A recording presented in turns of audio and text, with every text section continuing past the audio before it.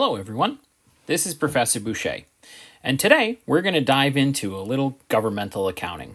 In this one, we're going to work on the journal entries for levying property taxes, collecting delinquent taxes, and reclassifying delinquent taxes. So let's go ahead and get started on this one. The very first one that we're going to do is that we have levied property taxes in the amount of $3,300,000. But we're only expecting to collect 2% of them. So we are going to record this as a receivable at the full amount, except we are only going to record the revenues at the net of expected. So we have gross of $3,300,000, and we are expecting a 2% amount that is uncollectible, which means we are going to have $66,000 of these taxes that are going to be uncollectible. So let's go ahead and do these journal entries. Now, when we look at it, I know we've talked about it previously. We have recording items in the general fund and then also in governmental activities.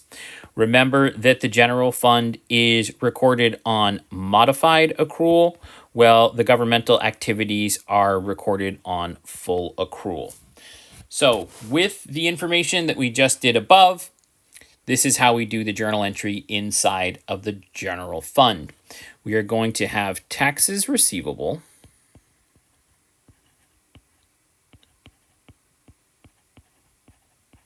and we have to identify that these are current.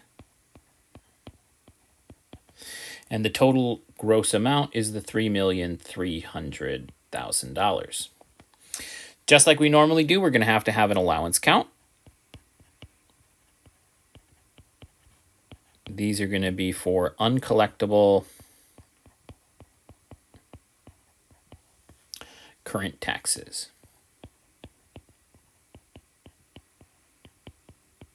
And we calculated that $66,000 above. And now we will recognize revenues, which will be $3,234,000. Now we're going to have to record it in the governmental activities. Some of this is going to look the same. So we're still going to see our taxes receivable up top. And we're still going to identify them as current. For our gross amount, the $3,300,000. And then we are again going to have an allowance account for our uncollectible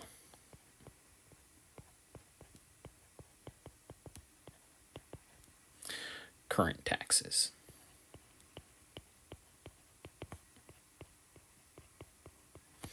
That's $66,000. And then in this one, instead of using revenues, we're going to classify this as general revenues.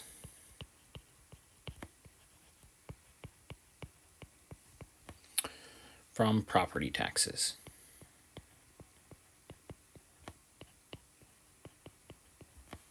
Again, for our net amount, the $3,234,000. Okay, let's move on to the next one. I'm going to slide back up to the top. So we are going on to number 2, where we are going to collect current property taxes amounting to $2,987,500. This one, we see that we are going to have the exact same journal entry that is going to go into both the general fund and the governmental activities. So instead of having you write it out 2 separate times when it would be exactly the same, we are just going to write it out once. So for this one, we received it. People pay their taxes in cash. And the problem told us that they paid in $2,987,500. And we are going to take that out of our taxes receivable.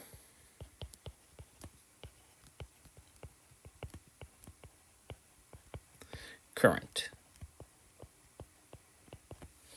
For the $2,987,500. That's probably the easiest journal entry we have on this one. We're going to move on to number 3. And looking at number 3, we've got a few parts to it. We're collecting two things here. First, we are collecting delinquent taxes. So these are the taxes from a prior period that people didn't pay. And so I'm going to make sure I put a plus sign here. $2,400 in interest and penalties on those delinquent taxes. So the total amount that we are collecting is going to be the $26,500 in delinquent taxes plus the $2,400 in interest and penalties, which means we're going to be collecting a total of $28,900. All right, now we got our amount. We can go down and do the problem itself. The first part here, this is again going to be the exact same entry inside of the general fund and the governmental activities. So we are receiving cash because people are paying the taxes and the penalties, and we calculated it at the $28,900. Now it came in from two different places. We have taxes receivable. But remember, this one is for delinquent taxes.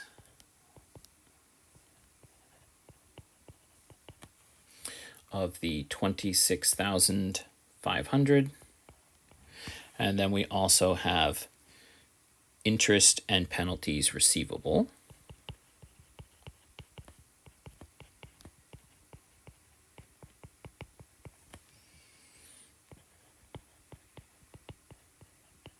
And we have to say that is on taxes of $2,400. That was the part that goes inside of our general fund and governmental activities.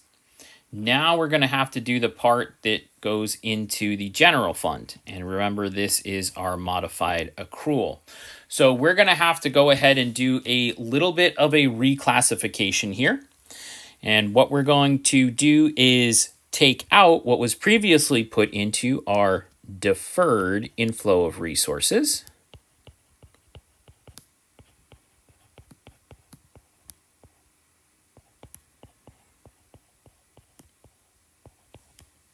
For unavailable revenue.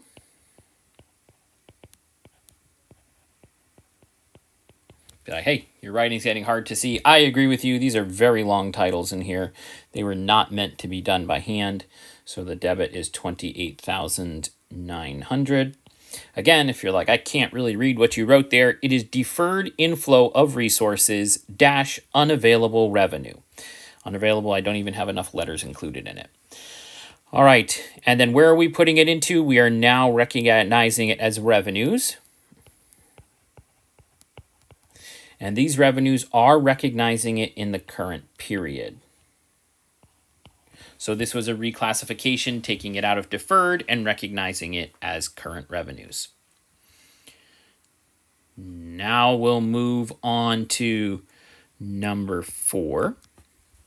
We're going to impose interest and penalties of $3,750, but we only expect to collect $3,100. We're essentially going to be imposing this on our taxes that are currently due, or the ones that we have just levied.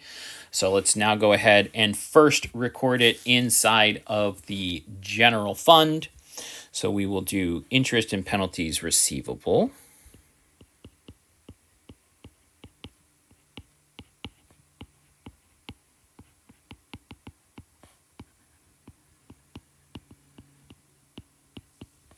On taxes. This is that gross amount, the $3,750. And we are going to have a deferred inflow of resources.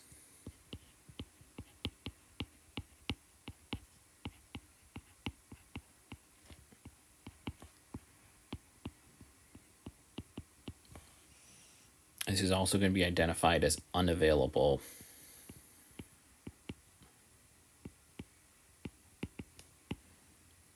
revenue.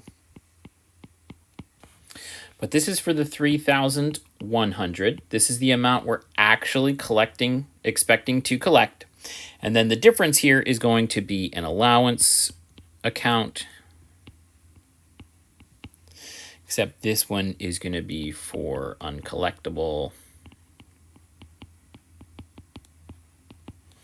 interest and penalties.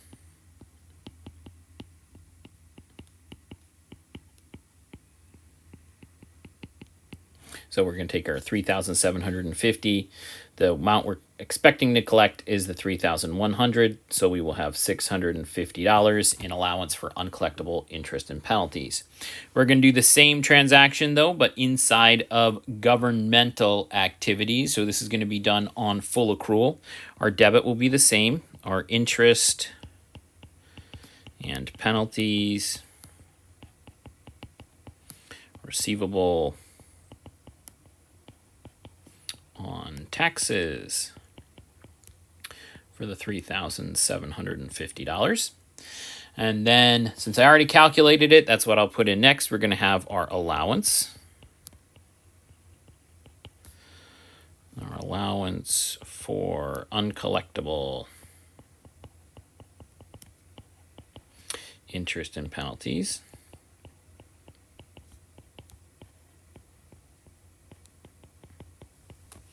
That is for $650. Now this one, instead of having a deferred inflow of resources, we are going to put this right into our general revenues.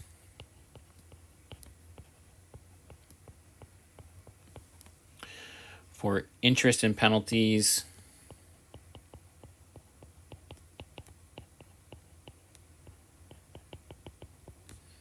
on delinquent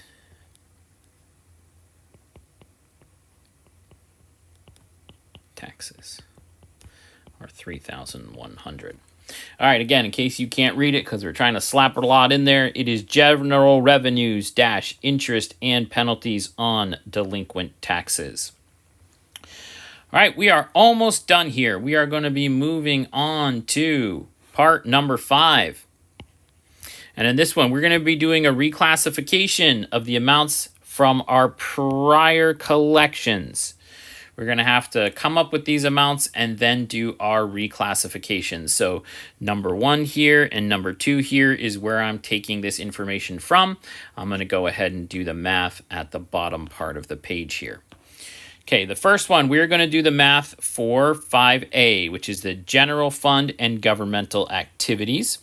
So we looked at originally, what did we collect? Well, we had our taxes levied of $3,300,000. And then we had taxes collected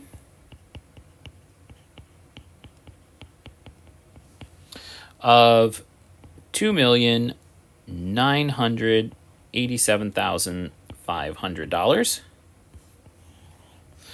which means our taxes outstanding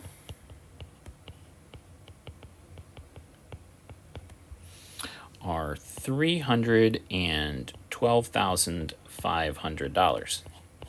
All right, this is going to be for 5A. This one is truly just a reclassification here.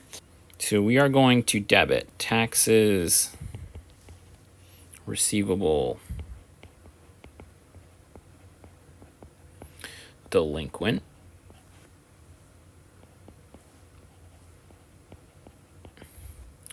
for the $312,500. I'm going to skip a line and I am going to now credit taxes receivable current for $312,500. Basically what I've done here, I have not changed our overall net position. I have just changed them from being current to delinquent. Now with part of that, we also have to do the same thing with our allowances. So I am going to take off my allowance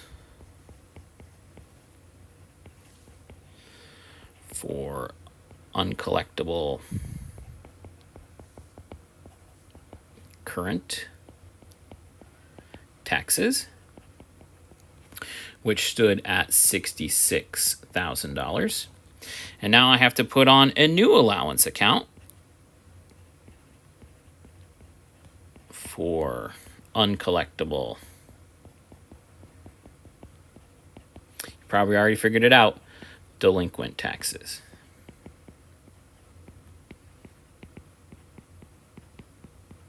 Still for the $66,000. All we did here is we just reclassified those items from delinquent to current and recognized the allowance account, again reclassifying it from current to delinquent. The last part we have to do inside of the general fund, since this one is on modified accrual, we're basically going to have a reversing entry here. Because previously we had recognized revenues in the period, because we're using modified accrual here, of $3,234,000. That was the net amount that we were expecting from our gross taxes levied. But what did we actually collect? We collected the $2,987,500 in our current period. So the amount that we are not going to collect in our current year has to be reversed outside of our current collections and then recognized as a deferred inflow. This is going to be $246,500. All right, so I have to reverse out the revenues that were previously recognized. So we're going to debit revenues for $246,500. And now I have to recognize them as a deferred inflow of resources.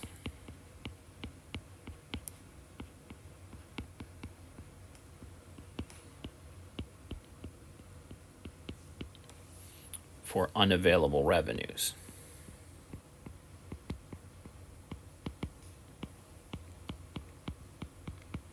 For the $246,500, meaning that they will be, hopefully, this is the amount that the net amount that we are expecting to collect in the next period.